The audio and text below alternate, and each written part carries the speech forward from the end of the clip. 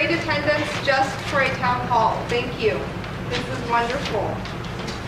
Honestly, I wish the chambers was this full every week for us. But thank you for coming out for this. And I would like to now open our special town hall meeting of the Clearlake City Council in the City Hall Council Chambers, 14050 Olympic Drive, Clearlake, California, Thursday, October 15th, 2015 at 6 p.m. May I get roll call, please? Councilmember Sabatier. Here. Councilmember Overton. Here. Councilmember Purdock. Here. Vice Mayor Fortino Dixon. Present. Mayor Listillo. Present. Now we'll move on to the Pledge of Allegiance. We have Vice Mayor Fortino Dixon, please. Honored. I pledge allegiance to the flag of the United States of America and to the republic for which it stands, one nation, under God, indivisible, with liberty and justice for all.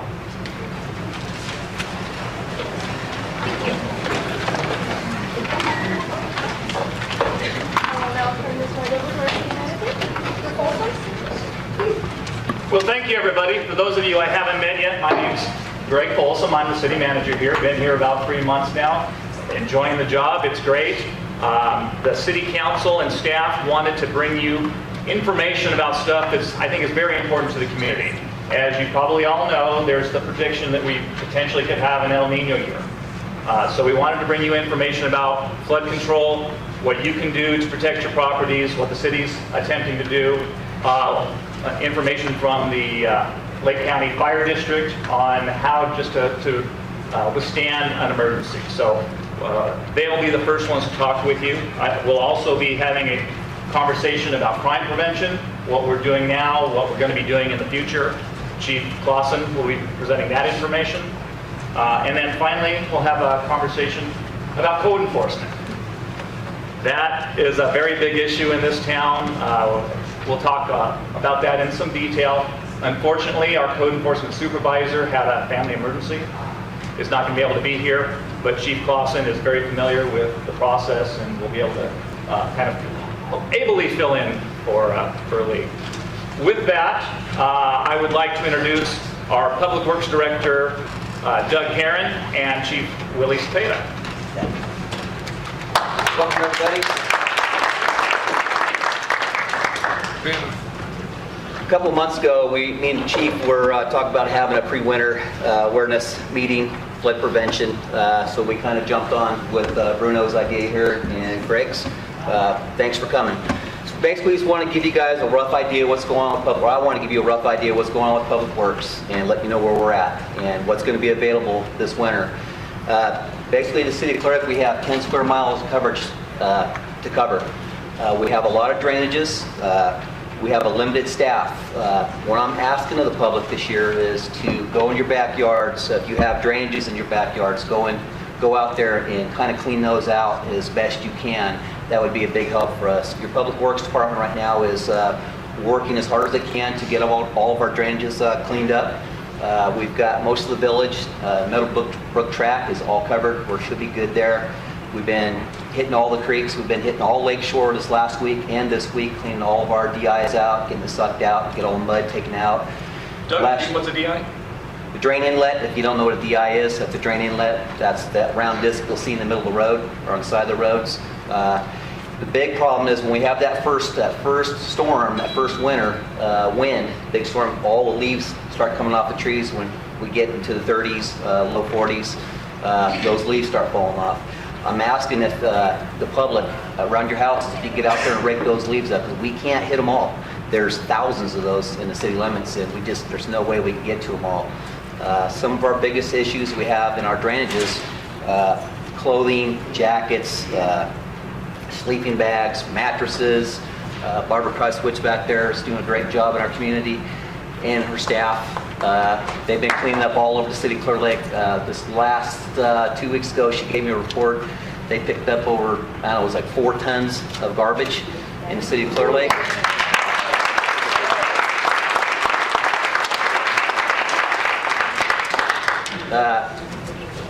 Historically, the city of Clearlake has given out sandbags. We have a limited amount of sandbags this year.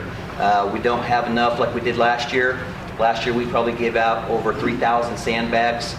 We don't have a whole lot left. You are going to have several agencies that will carry sandbags. Kelsville Lumber has a big supply of them.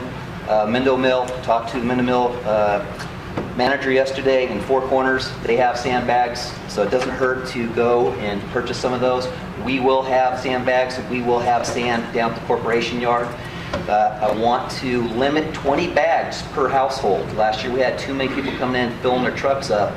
And one thing the chief pointed out, when you're filling your sandbags, you only fill them up halfway and then you roll them over. We had a lot of people come in there filling the bags all the way to the top. That's not how you do it.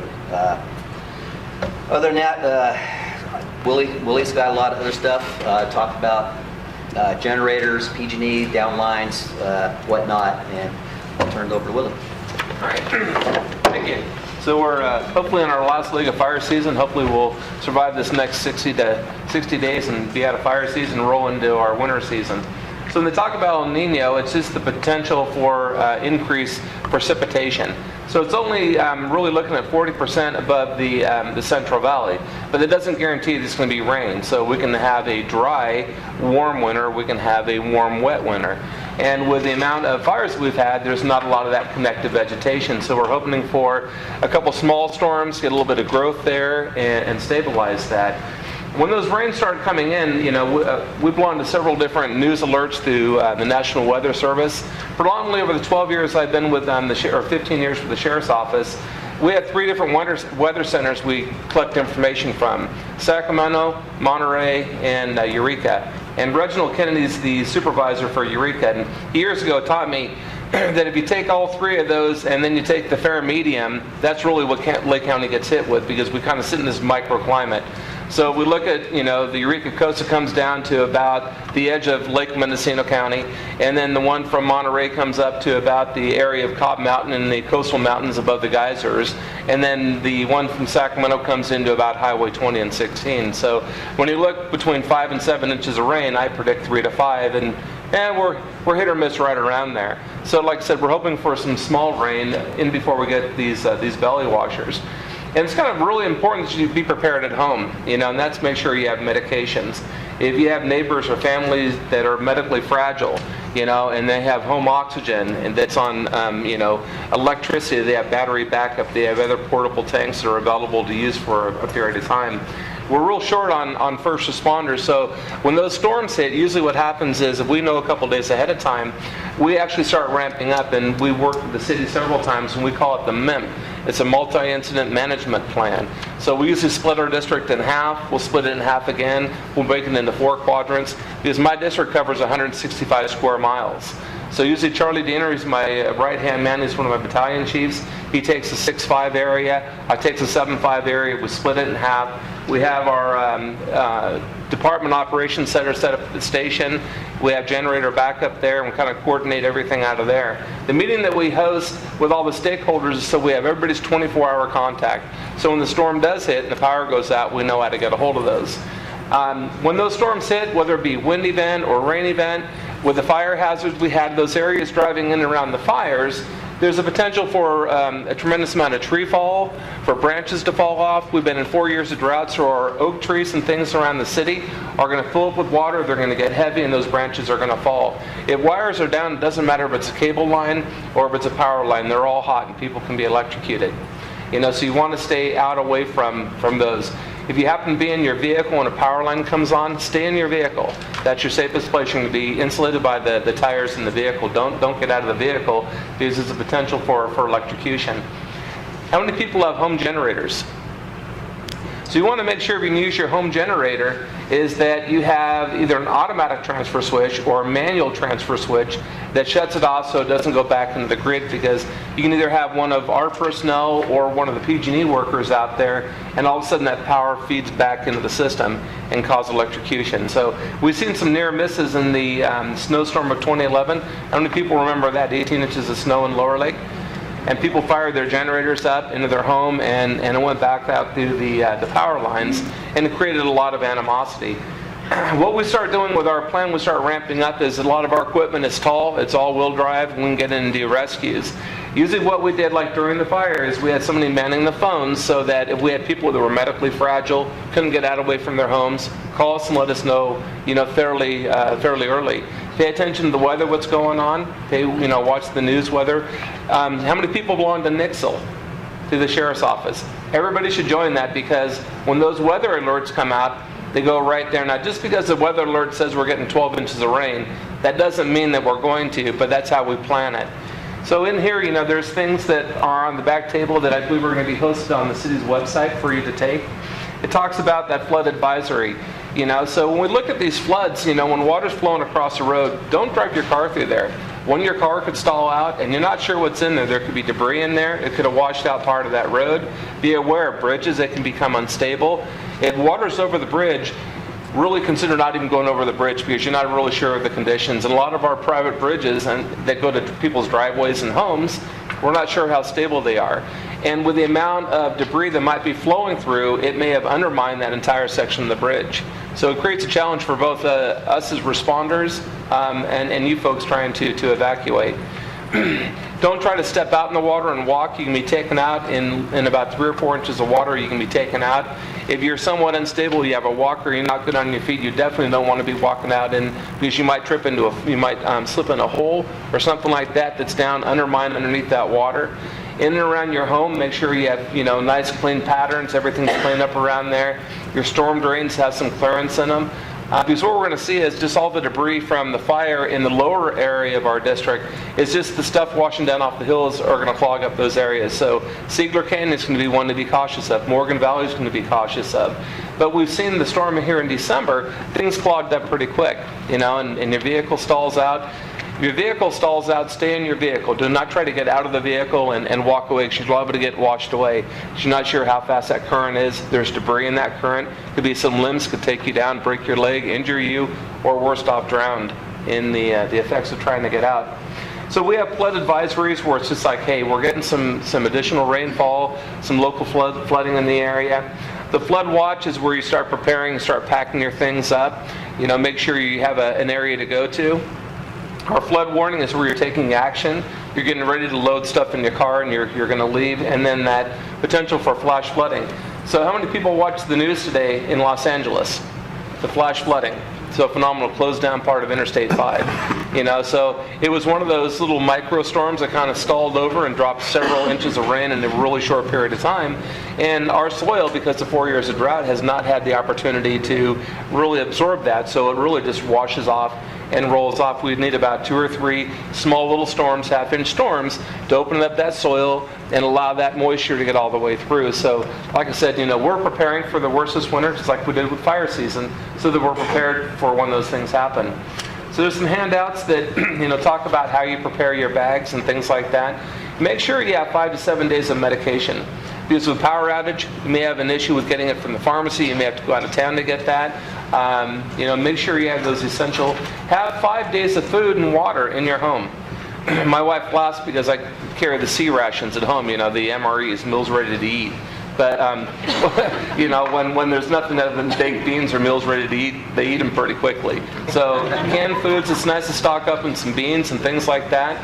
If you're going to use inside your home, a camp stove or something, be extremely cautious. I don't recommend it at all. One is it creates a lot of carbon monoxide, which is what kills people because it's taking oxygen from the air, and then also the probability of fire. If you're going to be using, the hurricane lamps and candles, make sure they're in a secure area so they don't get knocked over and start a fire. So there's a lot of fire safety that goes along with power outages. Make sure that when that power goes off, that if you have supplies for your computer, try to have your computer shut off, unplugged, so when that power comes back on, there isn't a potential surge for it. Food in your refrigerator, don't open it unless you absolutely have to, so it stays as cold as long as it could. If there are other things that are in there you need to pull out, can you go to the store, grab an ice chest, and actually just put that meat and those other consumables into an ice chest for a period of time. A lot of safety on the generators, because more and more people are buying generators, and they need to be hooked up properly, or they can just be in the garage, and I'm going to go and hook it up and run my monitor heater and my refrigerator and a couple other things. And you want to make sure that if you're doing that, it has no connection with any part of the structure where it's going to go back through the system. It takes very little to electrocute somebody. So what you'll find is when the power lines goes out, your power goes out, and then it flickers, and then it goes out, and then about 60 seconds later it tries it again, and then about 120 seconds it tries it again, is it's going to continue to try to recreate the circuit. So you really want to be cautious. All wires are hot until they remove them out of the way. In cold weather, you want to make sure how many people have pets. Make sure your pets are taken care of too. That cold weather, we can get a cold snap, So there's some information in here what to do in cold emergencies for either acute or long-term hypothermia, and how do you treat people for that. And your animals are just as susceptible for that too. And then, of course, like I said, your kits, make sure you have backup batteries. Make sure you got the radio that can get the weather station on it. Your phones have just about everything on them. So if you keep your phone charged, if not, and you forget, a lot of times you can buy just those battery packs that has a USB port you can charge your phone up on. Or just they make the little ones that you charge and you keep it charged. I have 3 of them in my truck, so when my phone goes dead on a call, I can just plug it in and have a little bit of time on it. Worst comes to worst, you got your charger, maybe a neighbor or somebody down the road, or if you got a small generator, you can charge your phone up. Emergency supplies are really the important one. After the waters have receded and you have damage to your home, make sure you take a lot of photographs of that. And then what you have to remember is that within a matter of days, the mold sets up. Okay, so the rain stops, the water's gone, and your sheetrock is wet and got a lot of damage. Is this going to set up and start molding fairly quickly? So getting hold of your insurance company, try to get those things done as quick as possible. As a last resort, you don't want to be breathing this stuff, is you can take a small bottle sprayer do your mixture of a gallon of bleach or a gallon of water with 1 cup of bleach, and just keep it somewhat moist so it's not becoming airborne until you can get your insurance company in there and get that stuff repaired. The longer it waits, the more of that mold's going to build up, and every time that moves around on your carpet or anything else, if you have asthma, emphysema, chronic bronchitis, any of those respiratory ailments, it's going to cause some problems for you to potentially lead to pneumonia and some other health issues. So, any questions? A lot in a little bit of time, but all this stuff will be on the city's website. I recommend it. Have a buddy system. For people in the apartments, we're trying to get them with the elderly folks to have a buddy system going, so the ones that are medically fragile, somebody with a little bit better health can check on them and make sure they're okay and help them evacuate if they need to. Just one comment. I used to live in Forestville. We were always without power, and if you take gallon milk jugs in the freezer and keep some frozen, Yeah. they'll keep the refrigerator cool for 3 or 4 days. Good point. And then you can use it when it melts. Yeah. Hey, good point. Learn something new. Do you have a list that you keep of people that are impaired in terms of mobility? No, because a lot of those are HIPAA rules. We only do it on the fly. Social Services has quite a few overlapping programs, and in a state of emergency we can get those, but they all have those HIPAA violations on them. So we have to be very cautious, and we don't like that information to get out because it makes those individuals more vulnerable. We know by going on 911 calls who those people are, as just because we're there frequently. But during the series of fires we probably had 25 or 30 people called in and said, hey, I can't evacuate. And so those were made note of. And then in the evacuation portion that was in our association room, law enforcement had the evacuation. That would have been given to them at the point in time we pulled the trigger and said we're doing mandatory evacuations. Oh, sorry. Can you tell us what the city website is? Then everybody knows it. Okay, yeah, I can turn over to that. Clearlake.ca.us, and I'll write it on a poster and put it out front before you leave. Do we have access to sandbags? At one time, the county yard, the city yard over there used to give us bags and we could fill with sand if we needed it for our property. Is that accessible anymore? And I'll turn that over to Doug. Yeah, like I said earlier, once we get to that point, we will be giving out bags. We won't be giving out free. If you, as I said, you can go to Kelsville Lumber, Four Corners, or Mendel Mill right now and, prepare early. Okay, thanks. Question in the back? One in the back. Yeah.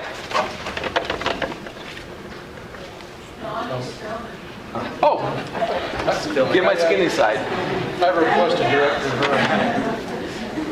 Director Herron. Could you share the responsibilities of public drainage versus private drainages? Sure. I think a lot of people in the city of Clearlake assume that the city is responsible for the creeks that run through their properties. That's not fact. I don't know what's happened in the past before I came here, but that is not the city's responsibility. I get a lot of people calling, asking if the city can come out and go onto private property and clean up their drainages. We can't do that. We maintain creek drainages that are on city properties. For instance, Burns Valley Creek across the street over here, we own that section right there. We maintain that. We have a couple other spots where the bridges are at. We maintain underneath our bridges that we maintain. It's basically the property owner's responsibility to clean to the center of the creek, both sides. That's your area of influx. So that's why I'm asking if you guys could go out and clean those. I know a lot of people will trim their trees and trim their roses and throw them over the fence in those drainages. Those are the problems that we see. Those go down, they get clogged up in culverts and everything backs up. But there's clothing and it gets in there and we've got havoc. And it's hard for us to find that. Does anybody notify absentee landlords of their responsibility? No. That's why we're trying to hold this and get the information out. Hopefully this spreads out, people spread the word. Sorry if you covered this before I got here. When FEMA engaged the city to come up with a flood control plan, that plan had a lot of mitigations and requirements, and it as well as maintenance issues. And I wonder, is that plan still available? Willie? And has it been reviewed lately? Well, the last plan was done in 2011. It was the Lake County Hazard Mitigation Plan, and that was turned in under the direction of the Lake County Sheriff's Office of Emergency Services. The mitigation plans were in there, but usually what occurs is there's only, when the mitigation money comes out, there's usually $3 to $5 million, and you're competing against a lot of the metropolitan areas. So that was given to the powers to be, Scott DeLeon with the County Public Works, and then of course the city could use that document if they wanted to. I don't think that they ever were eligible for any of the grant projects that came out. Now with the recent fire, we're eligible for quite a few grants as far as the hazard mitigation money. But the max I've ever seen in the 15 years of the Sheriff's Office was $5 million. And the majority of that went to aqueducts in Southern California, went to the bigger metropolitan, the more politically influenced areas, with maybe 4,000 or 5,000 maybe going to some of the smaller operational areas in the entire county. So for a county to take $4,000 and try to do a project, a little bit difficult. You can go onto the Cal OES website and you can look at where they have hazard mitigation. I believe it's HMPG is the terminology, hazardous mitigation planning grant, and it'll show the dollar amount that is eligible for fiscal year 15-16. Okay, that's all great, but it's not even close to answering my question. No, nothing's been done with the projects. There's not been any funding Let for me it. ask it again. FEMA proposed or required the cities to come up with flood mitigation plan way back when. And those because the city would not get flood insurance for the properties here unless they met the FEMA requirements. And so those FEMA requirements, it's probably been over, 20 years ago. I think it's been since the city was incorporated, though. That would have been an ongoing plan, not just. I'm not aware of that plan. I'm asking, but that was my question. Yeah. Has anyone reviewed that plan? I'm not aware of that plan. I'm only aware of the 2011 Lake County Hazard Mitigation Plan that our office did, the Sheriff's Office. Plans before that or flood-specific ones, I'm not aware of those. That'd be something the city would have to pull up. Lake County OAS did the unincorporated areas of the county, not predominantly the two cities of Lakeport and Clearlake. To answer your question, Tim, yeah, we do have that document in there, and it's followed as best we can. The city's part is, we take on areas that is within the city's responsibility, and then there's the private sector has to do their part as well. Yeah, we do our part. Yeah, does that answer your question? Well, the question was also, is that plan available for review? Yes. Okay, and I'll check with you later on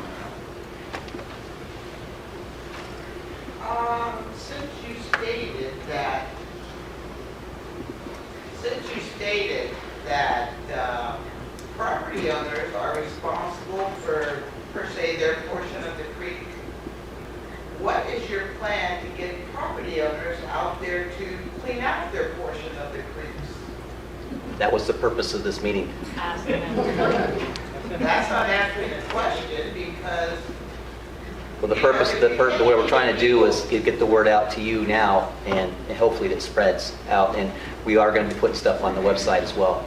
well, if you can't even take and get people to clean up their properties, as we know, what makes you think they're going to crawl down in the creek? Well, I have to disagree with you because we're seeing a lot of compliance this year. A lot of people are getting out there cleaning up, so we don't have the same problem we had last year. And we do have some other questions from people who haven't spoken.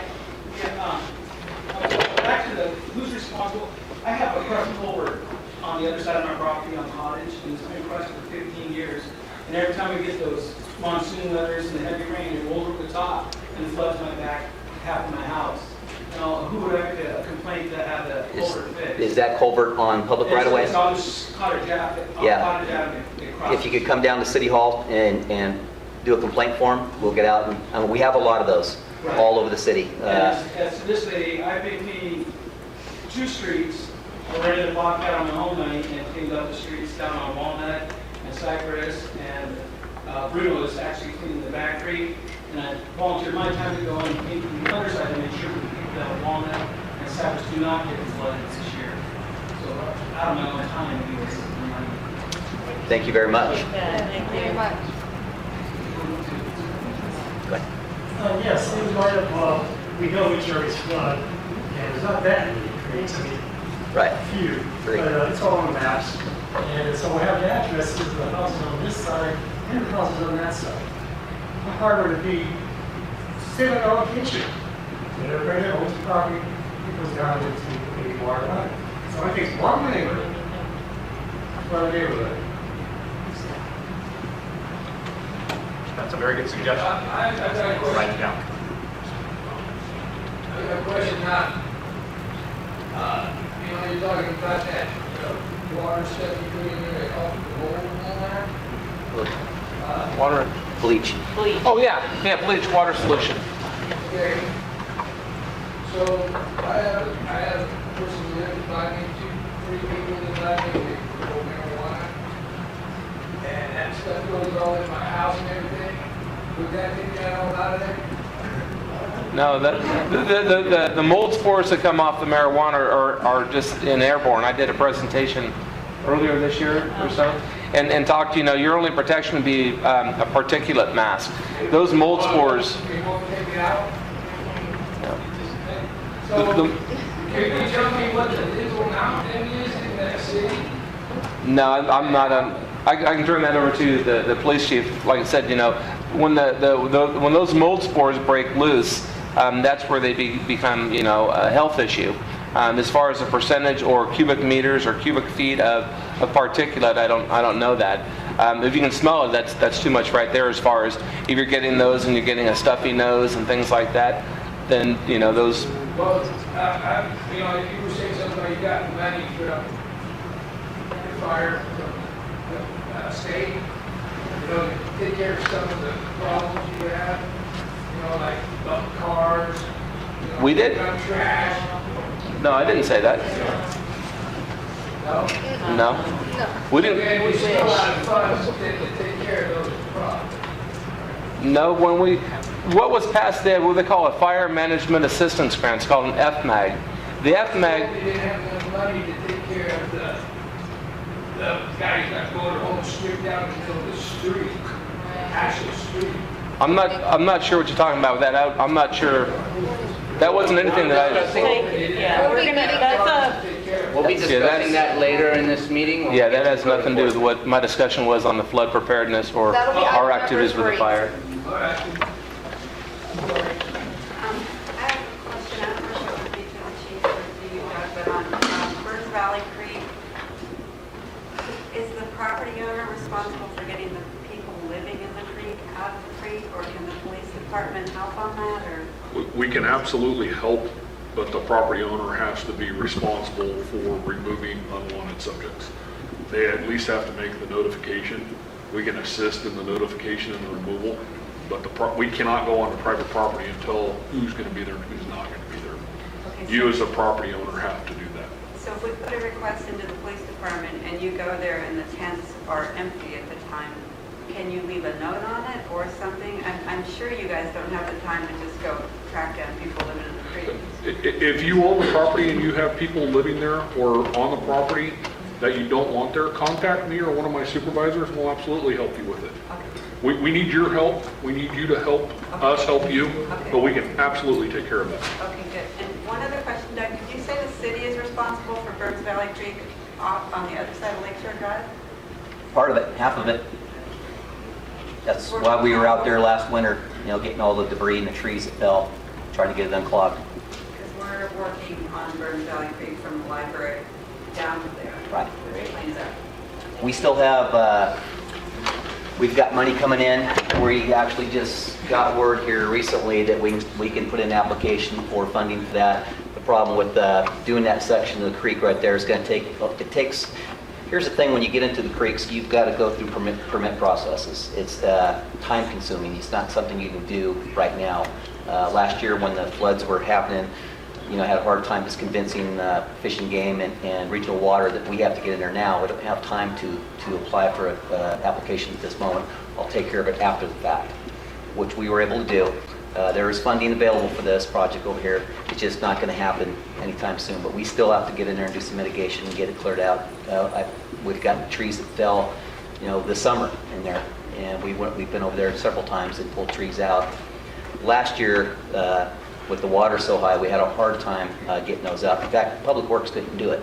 If it wasn't for the help of the community, with fire truck, firehouse, Denise Loslow and her husband brought their tow trucks down there. We had people in boats out there. We would have never got it done. We worked 2 days solid on that to get that open. So thank you to everybody that helped.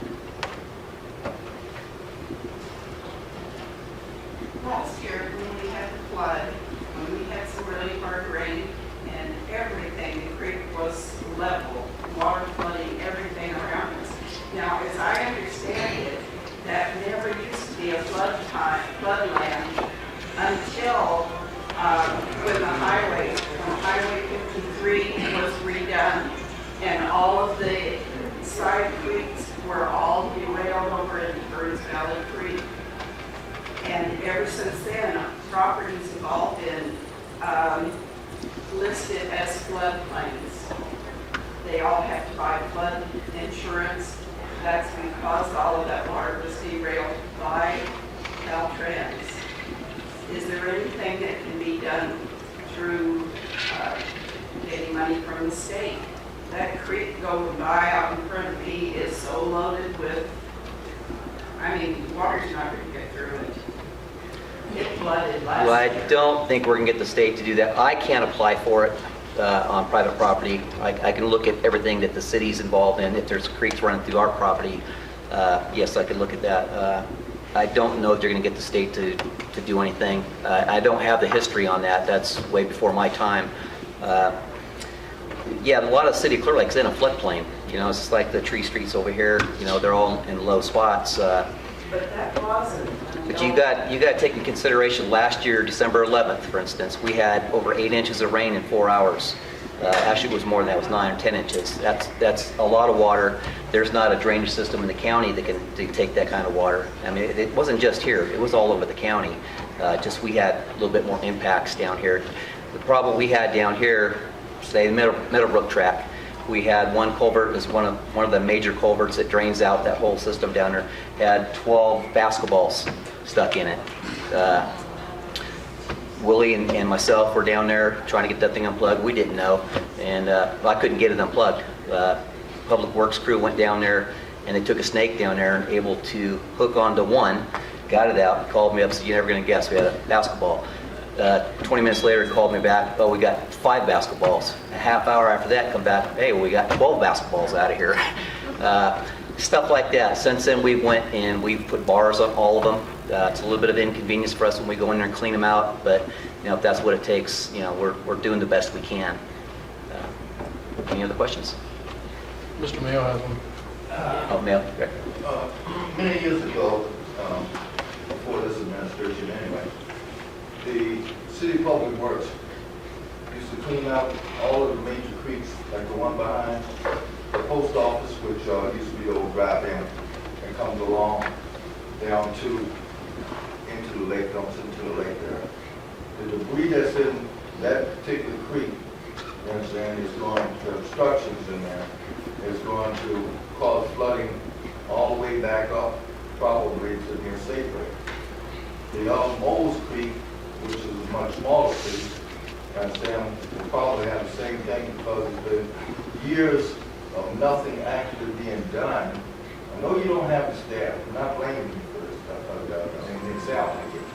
But It's okay. the problem is that the flooding that will be caused because of all of that debris being into the creek, understand, and spill over to the property owners, understand, it's going to be astronomical.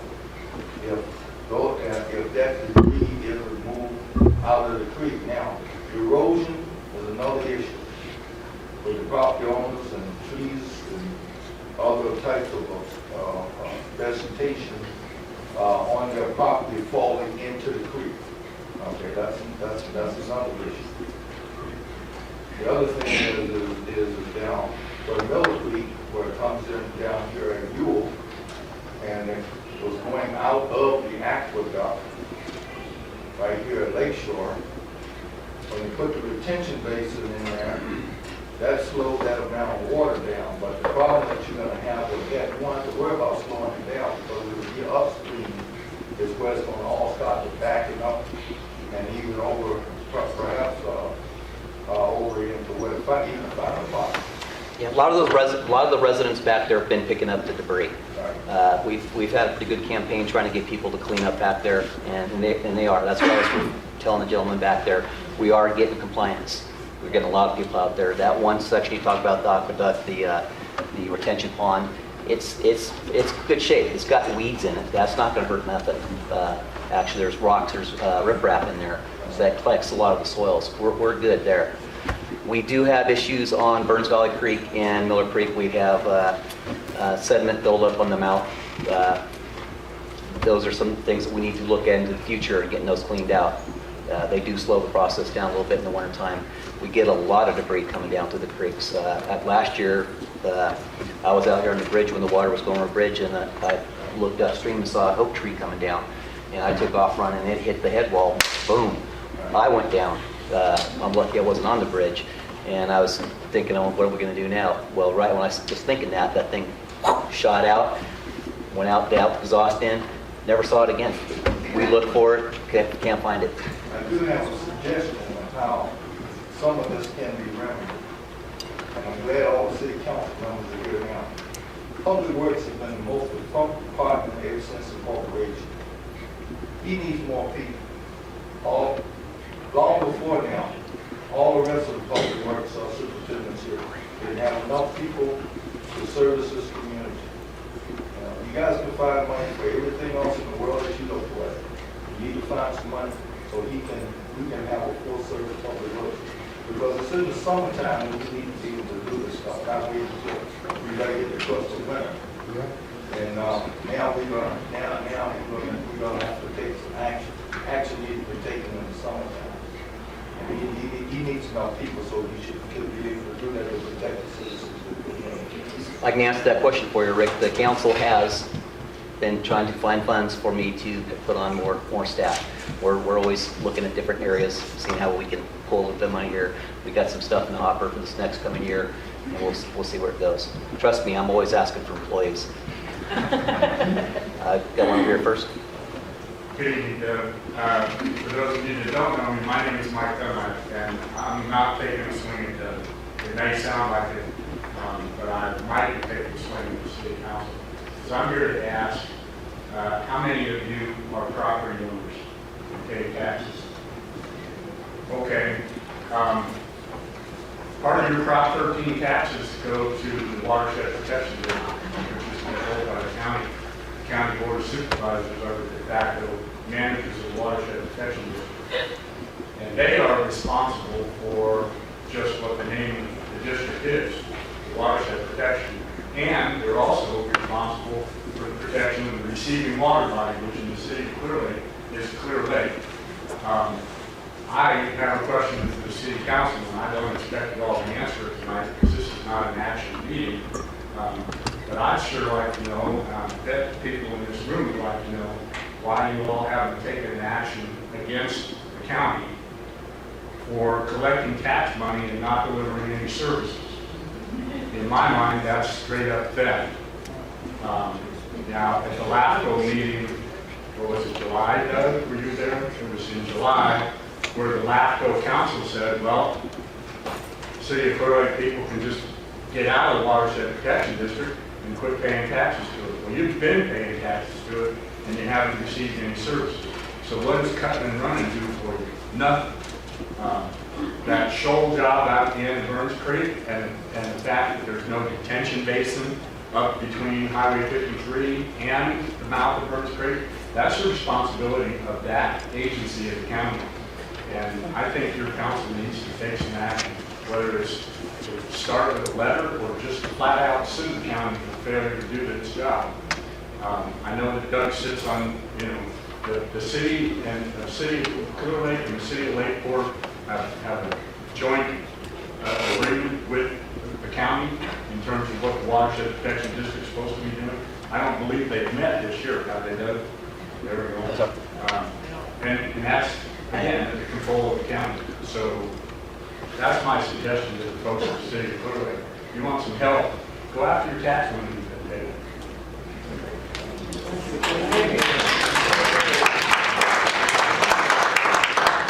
Bill? Now, who is responsible for the creeks and the waterways in the city of Clearlake? Not the property owners. Yes. Yes, the city has responsibility for all creeks that run on their property and where our bridges are located. If you've got a piece of property and you've got a creek that runs through your property, it's not the city's responsibility. That's your responsibility to keep your little drainage in your area clean. Now, the county... It's no different like with the county. If, say, we have family property up on Cobb Mountain. I have Sulphur Creek that runs through our property. I can't call the county up and say, hey, come clean my creek out. It's your responsibility. It's not the way it works. It's our responsibility. So we have to maintain it. Well, the county has been out cleaning out creeks and waterways all over the county. So who's responsible for the creeks and waterways in the city of Clearlake? You're referring to some of the projects up in Upper Lake. Yes, they have used funding up there. This gentleman was just referring to. We have not had any of the projects down here thus far. But we would like to. Tim? Yeah, so I echo what Mike Rick said, and I'm not taking a swipe at anyone here. But I'm wondering, is there an enabling ordinance that requires homeowner property owners to maintain their creek, first of all? And then second of all, how does this requirement differ from, say, weed abatement or other code enforcement issues? Because certainly the creeks are our major, if not our most major, drainage system for the city. And if we're going to require homeowners to do it, it's an absolutely essential function that it gets done. So as with weed abatement and other things, if there's an enabling ordinance requiring it, then simply people are made aware of it, and when they don't take care of it, a crew comes through and takes care of it and bills them. And I know a lot of those bills don't get paid, but we've got to keep the creeks flowing. So this is an essential function. It's like a sewer. You don't say, well, you didn't maintain your sewer, you backed up everyone else, and that's not our problem. It's our drainage system. So that's my question. Is there an enabling ordinance? And can't we also treat this as we would weed abatement and that sort of thing, as well as looking for Mike's level? I'm not aware of them. Yeah, I don't know if we have one, but that's an excellent suggestion, and we'll look into it to see if we do or we don't. And if we don't, it's a good idea to bring that forward to the council. Can I speak to that for a moment? as a homeowner, your responsibility may go to the center of the creek, but that's to take any debris out. You are not allowed to go out and cut a tree, set root down in there and take it out without a street bed alteration from the state. And they're going to charge you $250 for that. So who's going to do that to take out a sapling? It's, you know, they're not going to do it. This is why you pay taxes. That's why you should look at the county for this. That's part of their responsibility. Oh, by the way, I'd like to speak for a moment, if I may, to the fire issue. Because the drainages that did get burnt that are going to drain this way, the ash that hasn't been removed, ash is a really fine particulate matter, and the first thing it does is it plugs up the pores in the soil. And then, because it's very dry, it's been toasted, it expands. And so it plugs the soil, so the rock water that falls afterward runs off, and it accelerates as it goes. So you have more danger of mudslides, you have more danger of, you know, literally a flash flood if we got an event like last December 11th. You know, so the cleanup is going to be really important, and that should be part of the disaster mitigation plan. I don't know if the city's got one or not. I know that the one that the county has is inadequate, and that's evident.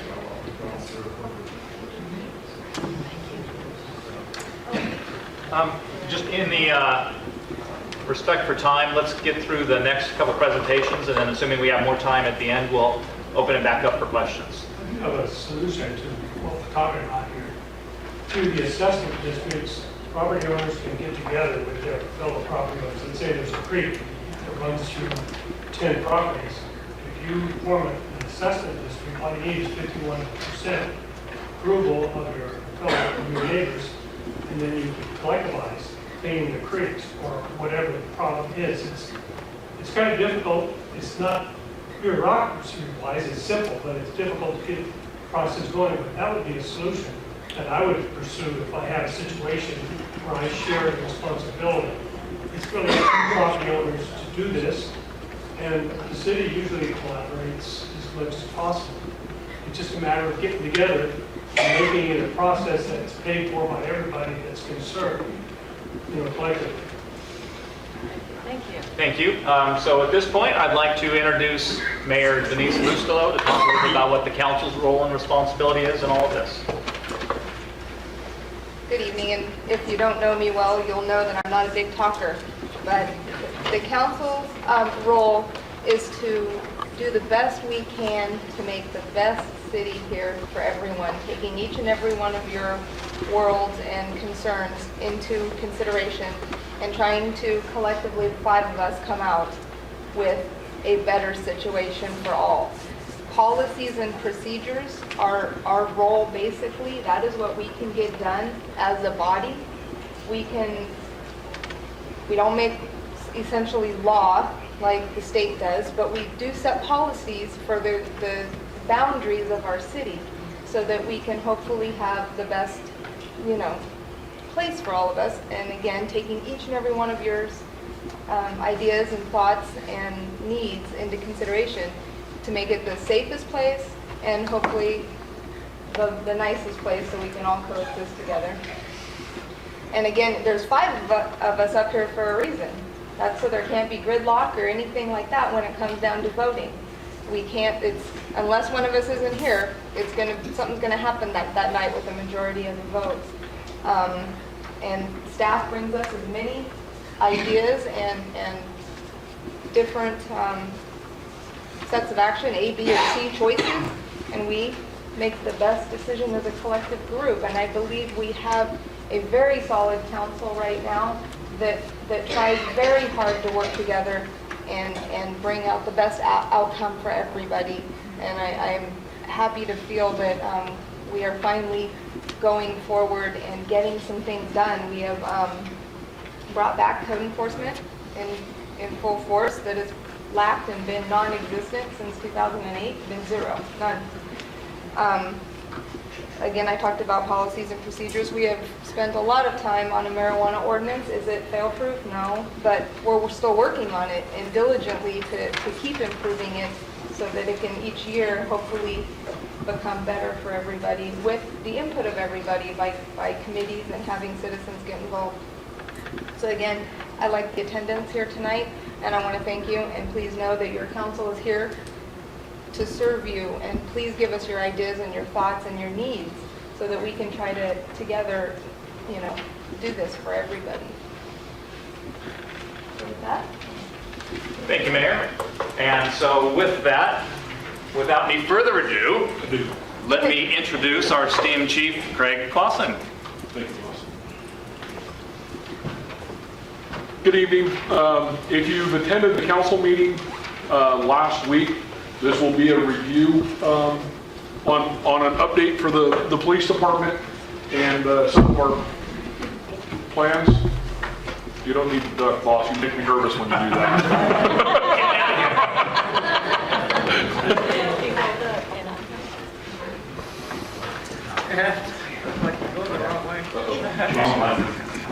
I'm still new. You're moving perfect, guys. Sorry. Our staffing levels currently, we have a total of 22 and a half sworn personnel, which includes myself, Lieutenant Tim Selly, 5 sergeants, and 2.5 detectives. If you ask how you get a half an officer, that's a part-time person. It's not truly a half an officer. It's a 960-hour position. I was fortunate enough to gain an officer from a certain mayor. He had about 30 years in with the California Highway Patrol, worked several investigations with narcotics and auto theft. A very, very good investigator, Mark Barnes, and that's my half-time position. And I will gladly work 6 days a week so that he can be at service for you. Currently, we have 13 patrol officers. Because when you see that 22 and a half, I want to be able to break it down for you guys, what's actually out there working for you. You have 8 patrolmen. You have 2 that are currently in the field training program. You have 1 in the school as our school resource officer. Unfortunately, we have 1 out on an on-the-job injury, and we have 1 vacancy. That vacancy is coming very close to being filled. The officer, the cadet, is in his final stages of the background process. I believe next week or the week after I should have a chief's interview with him if everything goes right. And hopefully he'll be on board. But with that, our field training program, once we get them here and get them actually on the books being paid, our training program is 16 weeks long minimum. And it's very difficult for us to get the officers through in 16 weeks, not because they can't do it. The problem is they're so busy that they're exposed to so many things that we can't get through the actual training portion of it. A training two trainings ago, on the man's very first day, we had a homicide, and he sat on a homicide scene for 2.5 days. Wasn't a whole lot of training going on there. With that, it just compounds. Those 16 weeks then keep going back, because we still have to get through all that material. Our budgeted amount for the Clearlake Police Department Dispatch Center, we have 1 supervisor, 5 dispatchers. With that, we staff our dispatch service 24 hours a day, 7 days a week, 365 days a year. They are not only answering calls and dispatching us on radio. They're also responsible for all of our records and our matron duties, because we have a temporary holding facility in the back. Where you see the 2 large garage doors in the back, that's the entrance into our temporary holding facility. However, our current level of staffing in the dispatch center is I have 1 supervisor and 2 dispatchers. I have a total of 3 employees working 24 hours a day, 7 days a week, 365 days a year. It doesn't take a math wizard to figure out how much overtime these ladies are working. We do have a dispatcher in training. She's about halfway through her training program and progressing, but she cannot pull a shift by herself yet. Our training for dispatchers is typically 12 weeks, 9 to 12 weeks. that they're trained in-house, and then we're required to send them to a post-certified, which California Standards of Peace Officers and Training class for dispatchers, which is about 30 days long. The last time that we were fully staffed in dispatch was November 25th of 2012. That's how long we've been short. We have continuously tested and had backgrounds open for dispatchers. It is a very, very difficult position to fill because it takes a certain knack to be able to multitask at the rate they do, their typing abilities, and be able to have people scream and yell at you at their worst time of their life, because that's the first call, that first contact you get when you're calling 911. We actually have a test this Saturday, and we have about 35 applicants, I believe, coming in. Just going back historically so you understand where our levels were and where they're at. I just showed you a slide where we have 8 guys on the street. 2004, we had 13 officers on patrol. 2014, we had 9 officers on patrol.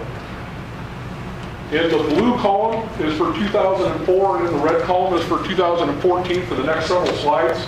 As you've seen, the incidents stay pretty much the same. There's a little bit of fluctuation, but the number that's getting you is the increase in incidents per officer. The incidents per officer has increased dramatically. It's not because the number of incidents have really increased, it's because the number of officers have decreased. Same with our cases. Our cases went down slightly, but the cases per officer went up. One area of increase that we've had is in burglaries, and the burglary cases had increased, and then obviously they increased per officer because now we have less officers and more cases. And that's just one of the statistics that I was showing. In the areas of citations issued, the majority of these are traffic citations. This is an area that went down. Well, it's pretty self-explanatory why this area went down, because we have less officers with the same amount of calls, more calls per officer. They don't have time to go out there and do traffic enforcement and write traffic citation. One of our goals, we had a few events in the county that transpired that was unfortunate this summer, but it tied up a lot of staff for a long period of time along with other agencies. So we were hoping to do this earlier in the year, but here's the plan. We have code enforcement working with the cultivation of marijuana compliance within the city of Clearlake.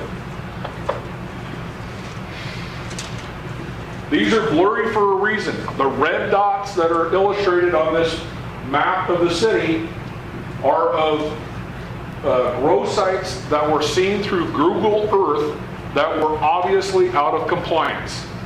The main reason I'm showing this is that there is no place that's immune. The oversized grows are truly everywhere. And then we just split the city basically in half to show you.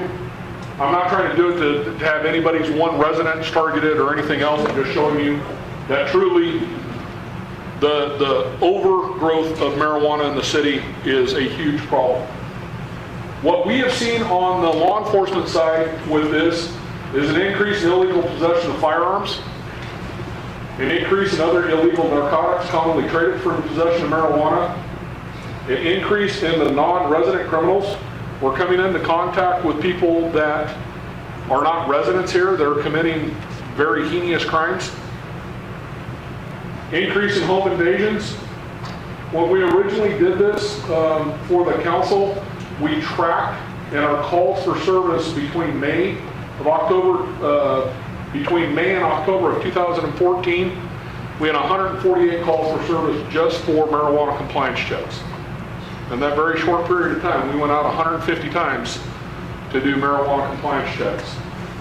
Unfortunately, the last one is the most catastrophic in my opinion. We've had an increase in homicides and we have an increase in fire danger. These are some pictures. Once again, I'm not trying to depict anybody's residence, and these were taken early to mid-summer. These photographs, these are not current photographs. But we're seeing the increase of the solid wood fences with very expensive very expensive vehicles out in the front yard. That black truck is a Ford Raptor. If you go onto the Ford website, that's about a $70,000 half-ton pickup sitting there. This is what's behind the fence. Oops, I went the wrong way. Increase of the fences. This is what they're doing to the land when they're planting this marijuana. More fences. Red tagged houses that are being occupied, not by the original persons that occupied them or owned them, but they're going back in and taking down the red tags. And then they have the marijuana with the solid wood fence and the cloth fence to try to disguise it. And this is some of the other issues that are coming along with the cultivation. When we have people that are not caring for our land, they're leaving these chemicals and fertilizers around with all the rest of the plastic and visqueen. That doesn't get cleaned up at the end of the year. Brand new fences on vacant lots behind the brand new fence. And it's truly, those red dots are all of them. Here's the red tag house again. This is being re-noticed that it's red tag. After the people were removed, there were several arrests made out of this particular place. But even when it's cleaned up, this is what's left. You still have all the grow pots and everything. You can't do nothing about it? Pardon? You can't do nothing about it? Can't do nothing about what? The new fences and all that stuff? I'm going to get there. You're jumping to the end of the book.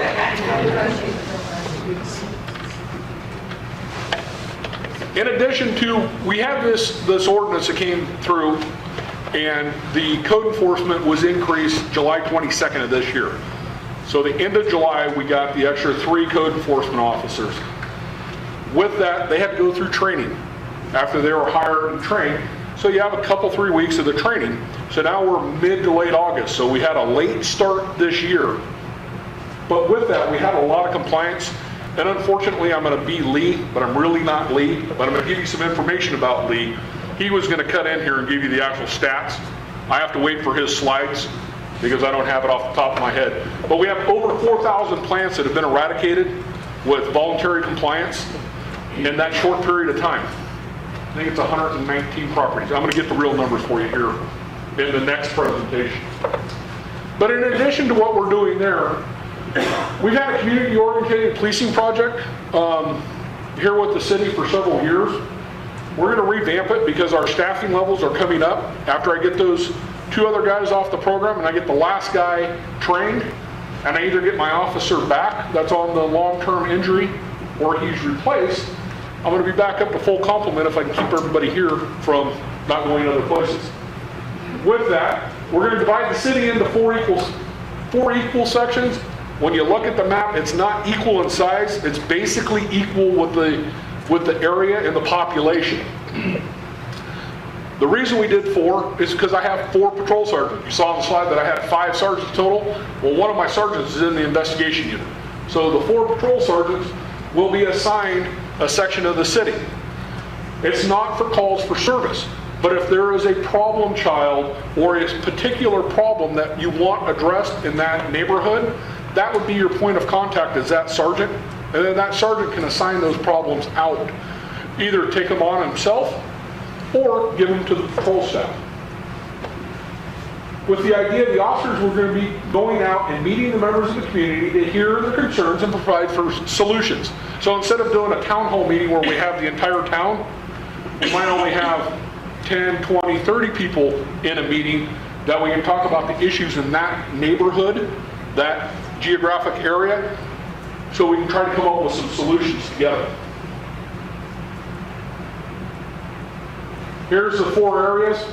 This is blurry just by chance, not because I did it on purpose, it's just when I blew it up. But that's the rough areas. This map is on our website and you can see it much better. So if you're living close to one of those areas, you can call, it's not a problem. We will get you pointed in the right direction of who we're going to put you into contact with. In addition to that, once we're up to full complement, we're going to once again increase our special enforcement activities. I've done a presentation in a council meeting before about AB 109, which is special funding that is given to the 2 municipalities in the county of Lakeport and the city of Clearlake. It's supposed to help augment the supervision of the people that were on parole that are now on PCRS. So there is some funding for that for overtime for special enforcement activities. I also want to do regular proactive just regular proactive enforcement activities. That would be in those areas where if you have a problem child, you have a house that has a whole lot of traffic, and they're probably not selling Avon, that's exactly where it's going to go to. We're going to give them the attention necessary to try to get rid of the problem.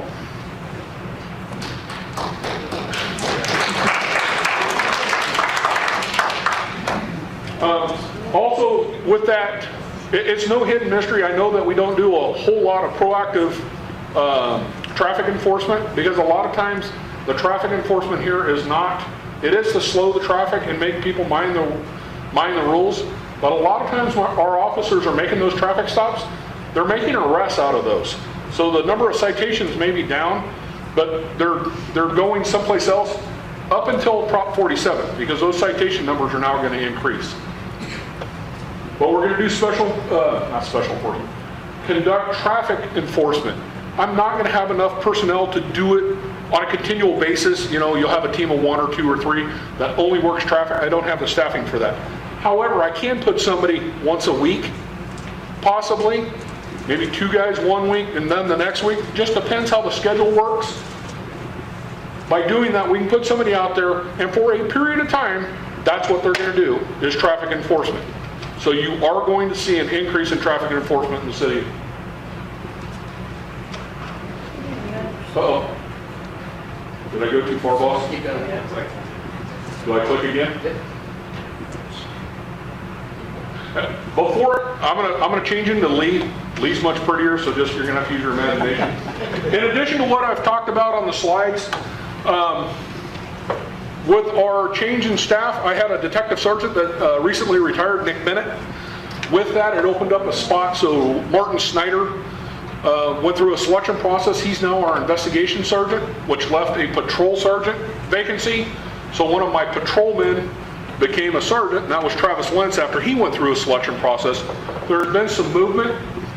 We also had one investigator that had all the open homicide cases going at once. It wasn't working. We needed to get that other person back into investigations. So that was Elvis Cook. Well, Elvis Cook and Travis Wentz are my canine handlers.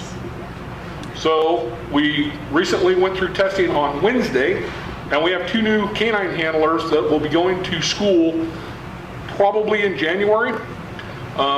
We have a very unique opportunity because our provider at our last fundraiser donated a half a dog, or the cost of a half a dog. It's a $960 dog again. But with that, because we have 2 positions going, he is going to come to Clearlake, and the training will be local. We will not have to house our people outside. They will be here to train the dogs here.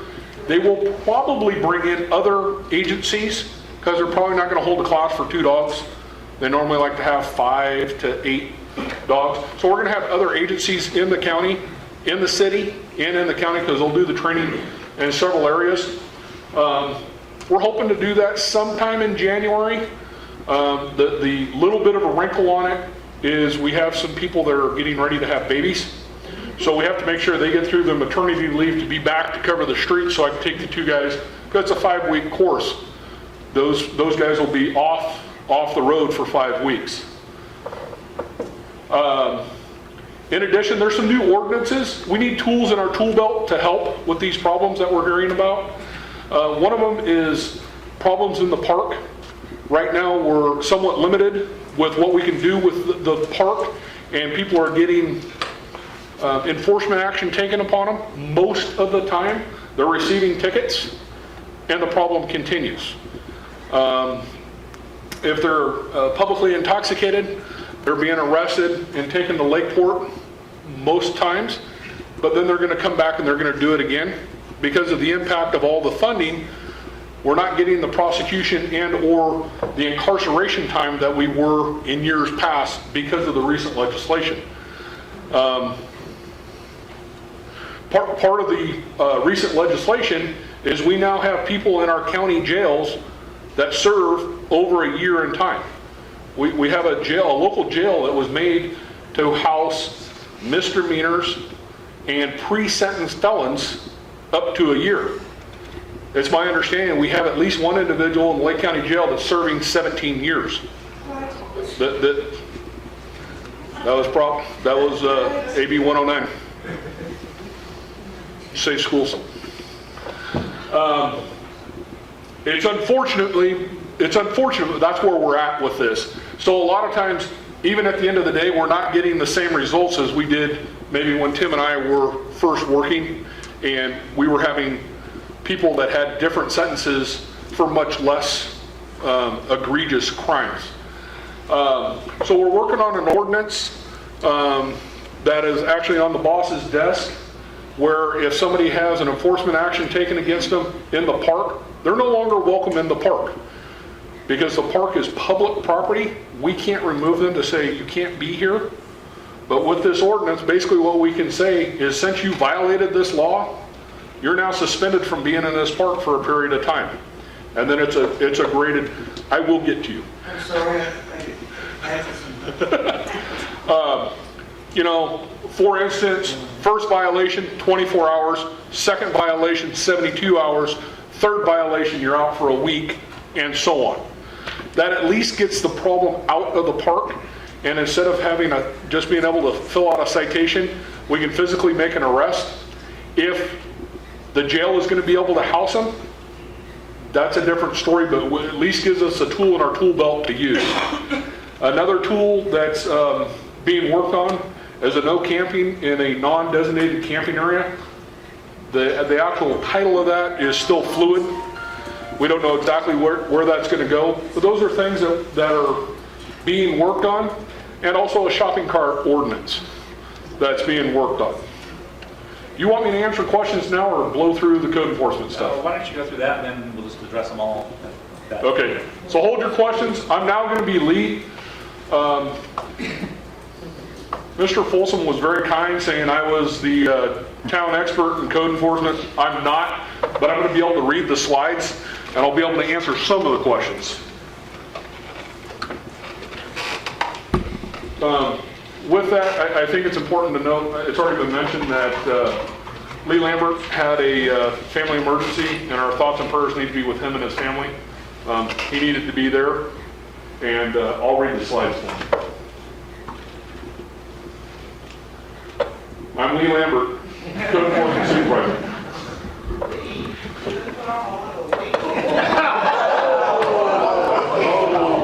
Thanks yourself.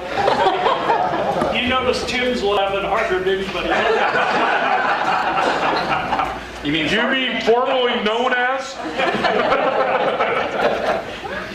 In 1996 through 2009, they had 2 full-time code enforcement officers actively enforcing the code.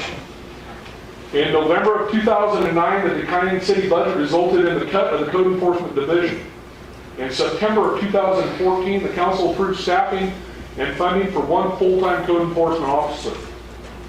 In July of 2015, grant funding obtained to hire 3 additional code enforcement positions, 2 officers in the field and 1 technician that does the paperwork and tracking inside the office.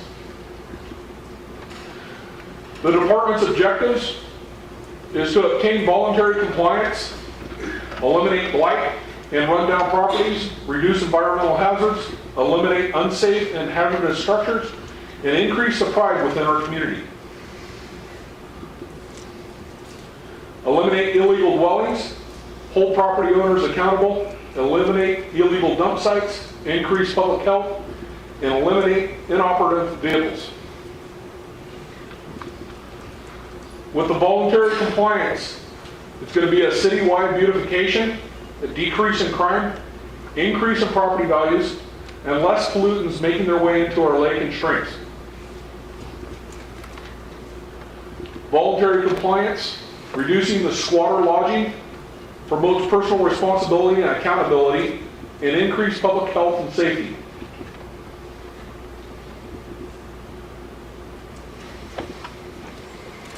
Voluntary versus city-funded abatements. On the voluntary side, it reduces the fiscal impact to the city, no fines or penalties, more timely abatement, and promotes self-pride. It gains respect of the neighbors and promotes positive relationships between the responsible party and the city. City-funded. Increased negative financial impact to the city. Imposition. Pardon me? Just keep going, it's fine. Means the same Thank you, thing. Sal. Imposition of fines or penalties to the property owner. Can be lengthy legal process, no personal accountability, and an increase in staff time.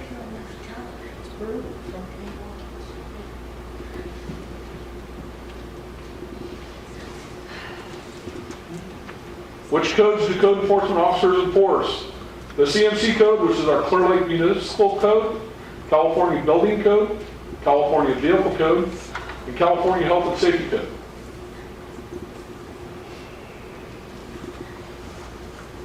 Frequently submitted complaints not enforced by code enforcement, which would be civil matters. An example of that would be landlord-tenant disputes, property line disputes, rental and lease agreements, overhanging trees from neighboring properties, commonly shared fence repairs, evictions, and personal property damages.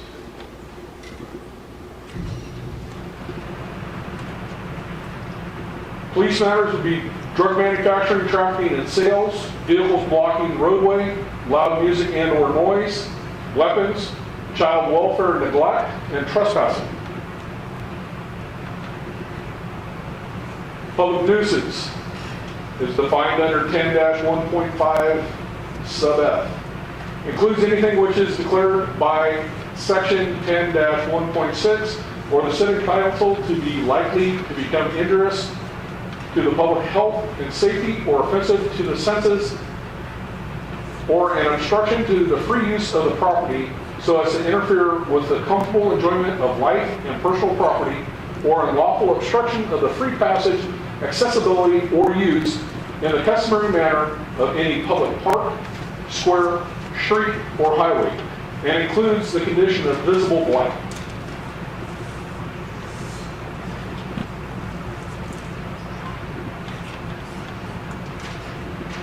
Conditions deemed to be a public nuisance: buildings or other structures which are abandoned or destroyed, any open windows and or doors in a vacant structure, broken windows, constituting a hazard and or inviting trespasser, and overgrowth of vegetation.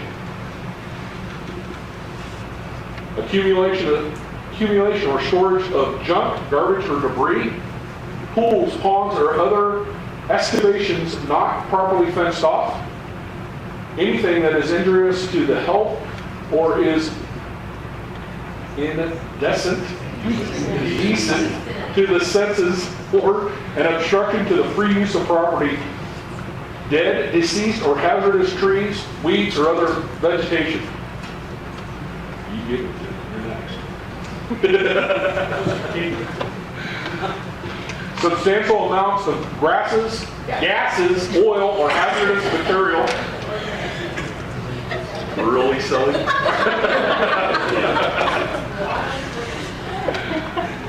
Blowing into a public right-of-way or accumulating on paved surfaces, soils, buildings, walls, or fences. Illegally constructed special structures, abandoned, wrecked, dismantled, or inoperative vehicles, barbed wire or razor wire or concertina wire used in a residential zone or planned development district. Stacking or storing of combustible materials, including firewood. Any use of property that violates federal, state, or local rule or regulation, causing or maintaining permanent graffiti or permitting graffiti.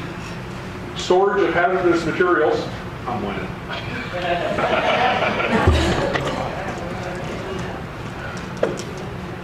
The case process. A complaint form is submitted or a referral or other agency or proactive investigation. Investigate the complaint or the referral. Then there'd be an issuance of a public nuisance. Perform follow-up for the compliance of the inspection. And issue a notice of violation if there's violations that are still occurring. Perform follow-up on compliance inspections. Issue administrative citation. Perform follow-up compliance inspections. Assess fines and or apply for a warrant to abate the nuisance. Approximately 90 days from the investigation until the fines.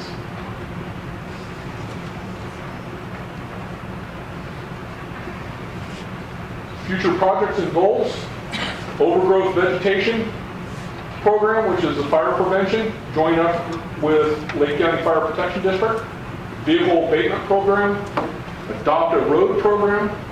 Enforcement of that address identification on all residences and businesses. Abatements of unsafe structures. And rental inspection program. Community education through literature.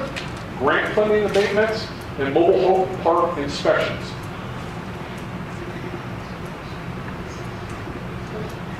Code enforcement stats since September 14th. 39 structures have been red tagged. 12 structures red tagged voluntarily abated or repaired, which is 31%. 313 overgrown vegetation cases. 115 overgrown vegetation cases have voluntarily abated, or 37%.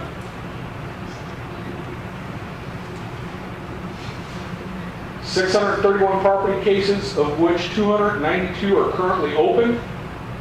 339 closed property cases. 306 closed property cases with voluntary compliance for a 90%. 33 property assessments in the amount of $175,000.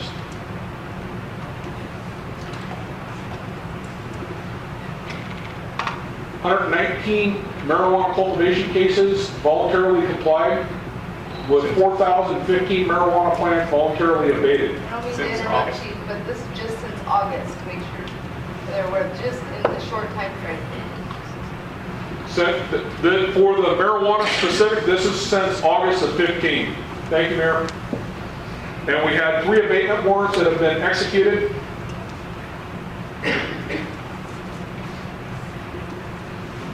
There's a photo of a before abatement and after abatement. Whoop, sorry. There's the before photo and the after photo.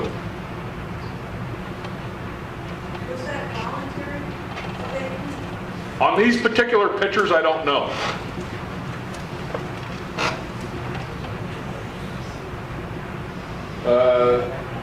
Marijuana? Marijuana, no.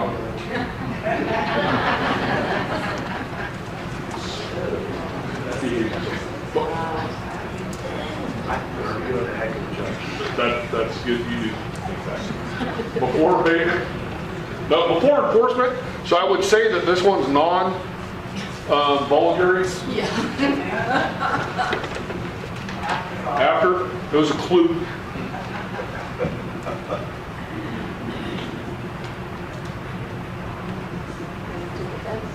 Slow down, sweetie.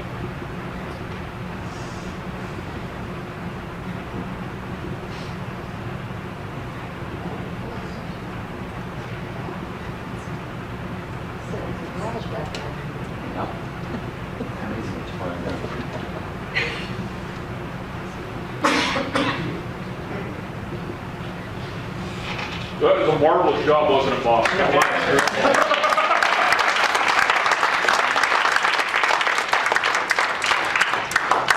Thank you, Chief. We'll take questions in just a minute. We want to turn it over one more time. I apologize I didn't introduce Lieutenant Tim Selly in the beginning, but Tim is going to talk a little bit about the volunteers in policing and the Neighborhood Watch program.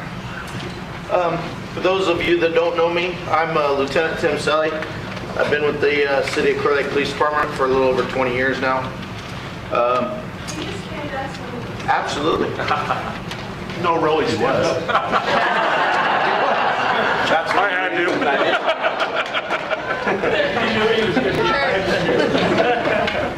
The volunteer program is made up of volunteers in the community. Inside the community and outside the community. We have volunteers that live outside of our community in Clear Lake Oaks and surrounding areas as well. There are various tasks that the volunteers assist the police department with. As the chief went over earlier, we're pretty short-handed.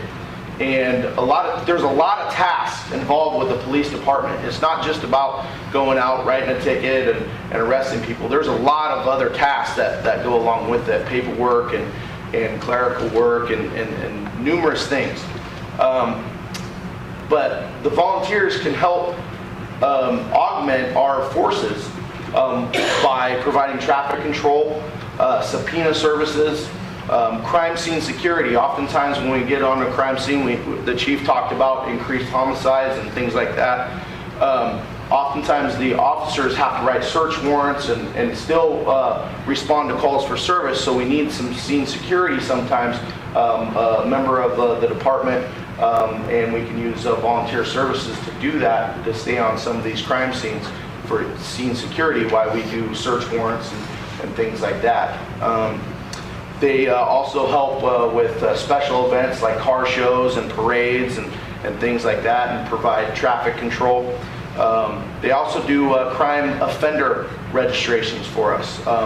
It used to be that a police officer would have to come in off the street and wouldn't be available for calls for service when we have crime offenders, such as arson offenders or sex offenders that are required by law to come in and register. We would have to bring a police officer in off the street to do that. And that was a lengthy process. Sometimes it'd take 30, 40 minutes to do those things.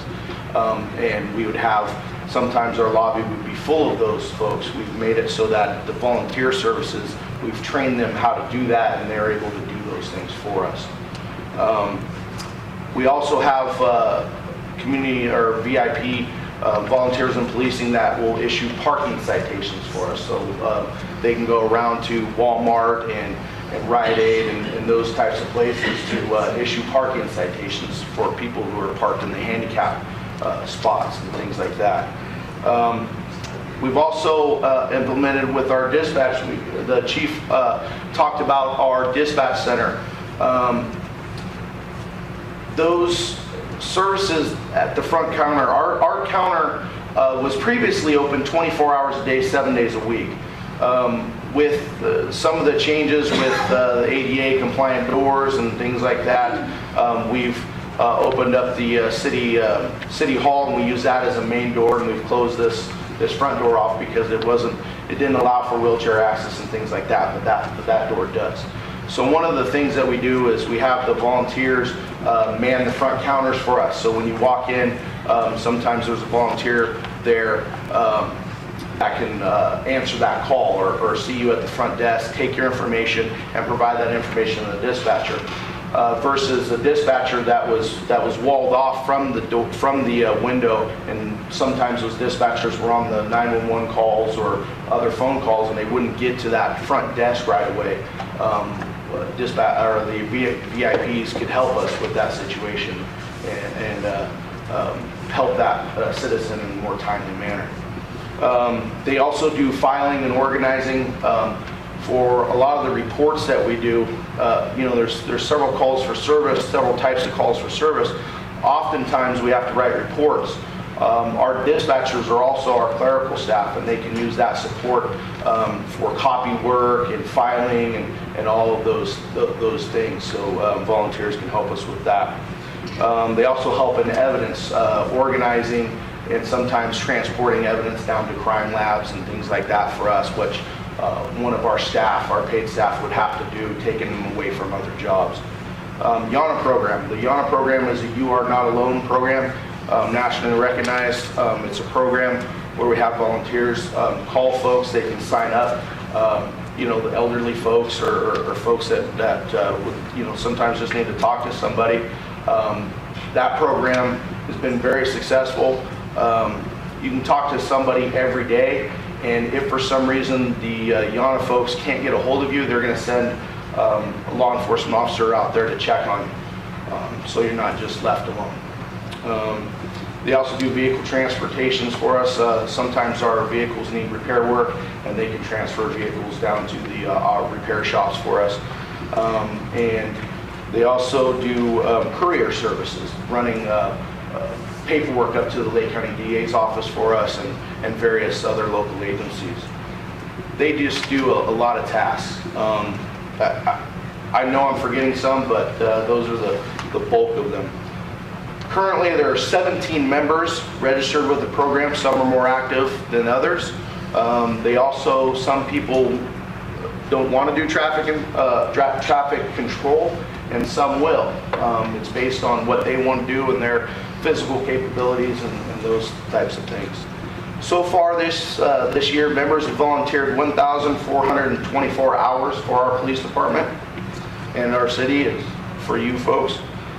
Since the program started in 2007 at its current state, there used to be community patrol and things like that, but since the volunteers and policing program started in 2007, there has been 27,079 hours donated to the city of Clear Lake and the Clear Lake Police Department. Each member has completed a Citizen Academy, and of course we're always looking for more volunteers that would like to help us out. Like I said, there's various tasks, and we can always use good ideas, fresh ideas, and things like that. Any questions about the volunteers and policing program? How many hours do you want your volunteers to work per month? Well, that's, it's voluntary, so they can come in as much as they want. That's not a hindrance. We of course, we'd like to see them at least 24 hours a month if we can.